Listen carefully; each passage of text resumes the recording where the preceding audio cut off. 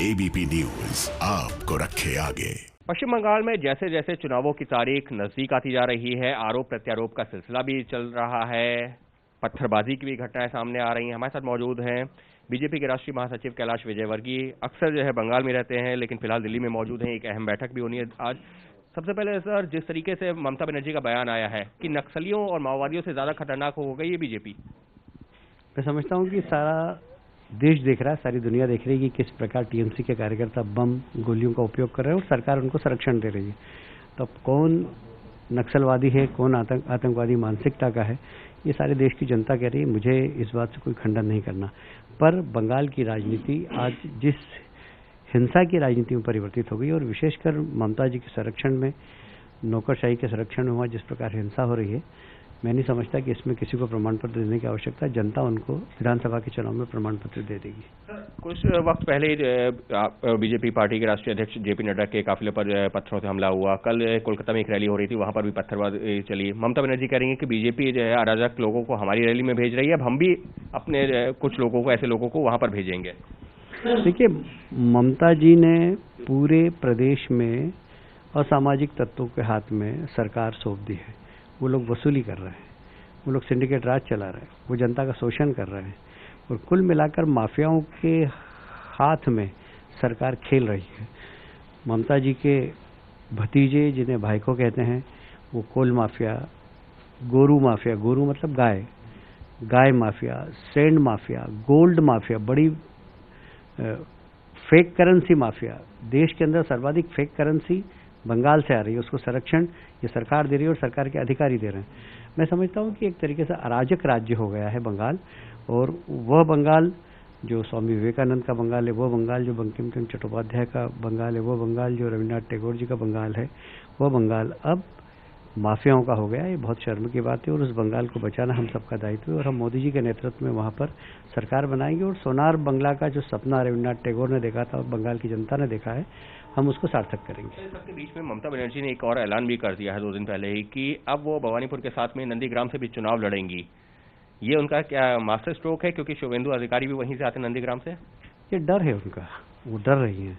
भवानीपुर में 2014 के लोकसभा चुनाव में वहाँ भारतीय जनता पार्टी जीती थी और भवानीपुर की सीट पर जहाँ से वो चुनाव लड़ती है, वहाँ पर निश्चित रूप से वो चुनाव हारेगी ही। ये उनको अंदाज हो गया, उनकी टीम ने उनको बता दिया, तो उन्होंने नंदीग्राम को चुना। नंदीग्राम में ऐसा बोलते हैं वो लोग कि बड़ी संख्या में अल्पसंख्यक जो उनका साथ देंगे, पर मुझे विश्वास है ममता जी ने जिस प्रकार वहाँ हल्की राजनीति की है, वहाँ का अल्पसंख्यक समाज भी वहाँ पर उनका साथ नहीं देगा और वो बहुत वोट से वहाँ पर भी हारेगी। सर, इस सबके बीच में अगले 2-3 दिनों के बाद ही प्रधानमंत्री पहली बार जो है बंगाल चुनावों से पहले वहाँ एक कार्यक्रम को संबोधित करने जा रहे हैं। तो क्या ये चुनावों के मद्देनजर इस खास तौर पर इस कार्यक्रम का आयोजन, क्योंकि प्रधानमंत्री की एक तरीके से पहली उपस्थिति होगी बंगाल में चुनावों से पहले?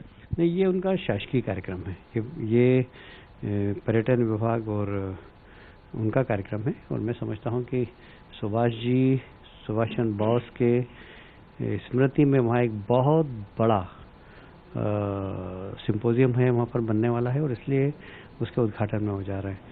तो एक बड़ा कार्यक्रम है और मैं प्रधानमंत्री को धन्यवाद भी दूंगा कि उन्होंने पराक्रम दिवस के नाम से इस दिन की घोषणा की है। सुभाष चंद्र बोस इस बात के लिए, इस नाम के लिए डिजर्व भी करते थे। इसके साथ ही में बीजेपी के जो गृह मंत्री हैं, पूर्व बीजेपी के अध्यक्ष और मौजूदा गृह मंत्री अमित शाह जी का भी महीने के अंत में कार्यक्रम है। उसको लेकर के किस तरीके के इंतजाम, क्योंकि पिछली बार भी गए थे तो काफी हलचल रही थी? नहीं, गृह मंत्री जाएंगे किसी भी प्रदेश में तो हलचल तो होगी ही, पर उनके 2 दिन के कार्यक्रम है। 30-31 फरवरी में भी उन्होंने 2 दिन दिए हैं, 10-11 उनके कार्यक्रम की कार्य योजना बन रही है। मुझे लगता है कि 2 दिन में वे 2-3 एक रोड शो, एक सभा और एक कुछ ज्वाइनिंग के कार्यक्रम भी होंगे वहाँ पर। तो अभी कार्यक्रम बनना, फाइनल करना बाकी है। ज्वाइनिंग के कार्यक्रम मतलब कुछ और दूसरे दलों से लोग और भी आ रहे हैं क्या? उनमें से टीएमसी के भी लोग हैं? हाँ, टीएमसी के भी हैं, कांग्रेस के भी हैं, सीपीएम के भी हैं। यानी साफ तौर पर कैलाश विजयवर्गीय का यही कहना है कि अब टीएमसी से भी जल्द ही लोग शामिल होने वाले हैं। और रही बात जिस तरीके से ये ममता बनर्जी के बयान सामने आ रहे हैं वो उनकी हताशा को भी दिखा रहा है, और जिस तरीके से नंदीग्राम से चुनाव लड़ने का ऐलान किया है वो सिर्फ इस वजह से क्योंकि उनको डर ये है, उनको फीडबैक ये है कि भवानीपुर जहां से वो चुनाव लड़ती रही हैं वहां से उनको उस तरह का समर्थन नहीं मिलेगा। इसी वजह से नंदीग्राम को चुना है क्योंकि वहां पर कहा यह जा रहा है बीजेपी की तरफ से कि अल्पसंख्यक आबादी ज्यादा है, और उसी को ध्यान में रखते हुए ममता बनर्जी ने ऐलान जरूर किया है, लेकिन वहां से भी उनको समर्थन नहीं मिलने वाला। कैमरा पर्सन सुंदर के साथ अंकित गुप्ता, एबीपी न्यूज, दिल्ली।